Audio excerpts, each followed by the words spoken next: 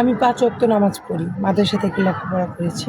আমি একজন নামাজি জীবনসঙ্গী চাই, যে নাকি ৫ ওয়াক্ত না ২ ওয়াক্ত ৩ ওয়াক্ত নামাজ পড়লে সমস্যা নেই, কারণ মানুষের তো ঝামেলা থাকতেই পারে। তো কেউ যদি আমাকে বিয়ে করেন যৌতুক ছাড়া, কারণ আমার যৌতুক দেওয়ার মতো ক্ষমতা নেই, তাহলে আমি তাকেই বিয়ে করব। ইনশাআল্লাহ তাকে নিয়ে সারা জীবন কাটিয়ে দেব, এটাই আমার মনের আশা। সুপ্রিয় দর্শক, আসসালামু আলাইকুম। জীবনের গল্পে আপনাদের স্বাগতম।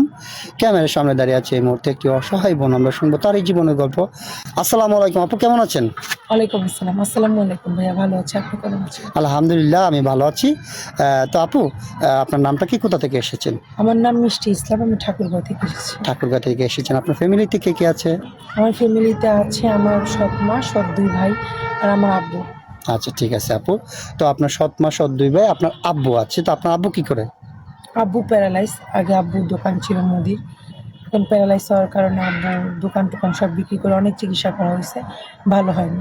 ও আচ্ছা আচ্ছা, ঠিক আছে। তো যেহেতু আচ্ছা, আপনার আম্মু মারা গেছে কতদিন আগে? যখন আমার ৫ বছর বয়স তখন আমার আম্মু মারা গেছে। হ্যাঁ, ৫ বছর বয়সে আপনার আম্মু মারা গেছে। তাহলে তো আপনার জীবনটা অনেক কষ্টের। মায়ের ভালোবাসা কখনো পান নাই। আপনার আব্বু তো দ্বিতীয় বিয়ে করছে, মানে আপনার সৎ মা, উনি আপনাকে কিরকম আদর করে? সৎ মা, সব সৎ মা তো এক হয় না, কিন্তু আমার সৎ মা একটু অন্যরকম ছিল। আমার লাইফে মার আদর পাইনি, ওনার কাছেও আমি কোনোদিন আদর ভালোবাসা পাইনি। এক কথায় কি ভাইয়া, যে ঈদ চান যাই আসতো, কখনো আমি একটা নতুন কাপড় পরতে পারিনি। এলাকার মানুষের বাচ্চারা মানুষকে দেখতাম ঈদের মেহেদি দিত হাতে, এটা করতো সেটা করতো, কিন্তু আমি কখনো ওইগুলো পাইনি। আচ্ছা, যাই হোক, তাহলে আপু আপনার তাহলে তো লাইফটা বুঝতেই পেরেছেন যে সৎ মা মানে কি। বুঝতে পেরেছি, আমাদেরকে আর বোঝাতে হবে না। আপনার লাইফটা অনেক কষ্ট, যেহেতু ছোটোবেলা থেকে ৫ বছর বয়স থেকে মাকে দেখেন নাই, মায়ের ভালোবাসা পান নাই। আর আপনার কপালে আল্লাহ এমন একটা স্বপ্ন লিখেছে যে যা কি বলবো বলে। আচ্ছা, যাই হোক, কাউকে আমি ছোটো করতে চাচ্ছি না। তো আপু, এখন কথা হচ্ছে গিয়ে আপনি আমাদের ক্যামেরার সামনে কী জন্য আসলেন সেটা একটু কাইন্ডলি বলবেন। ভাই আপনাদের এখান থেকে আমার বান্ধবীর বিয়ে হয়েছে, আল্লাহর রহমতে আলহামদুলিল্লাহ সে অনেক ভালো আছে। তো সে বলছে যে তুই এখানে যা, প্রতিদিন তো মানুষ সাহায্য করবে না, যাকে আমি বিয়ে করবো সে আমার সারা জীবনের দায়িত্ব নেবে, আমাকে ভালোবাসবে। তো আমি এরকম একজন মানুষ চাই যে আমার দায়িত্ব নেবে, মানে বলতে গেলে বিয়ের জন্য আসা। আমার তো এমনিতে আপন বলতে কেউ নেই, আমার মা আমাকে বাসা থেকে বের করে দিয়েছে। অনেকেই বলে ফোন দিয়ে যে আমি নাকি খারাপের জন্য আমাকে বের করে দিয়েছে, এই জন্য না।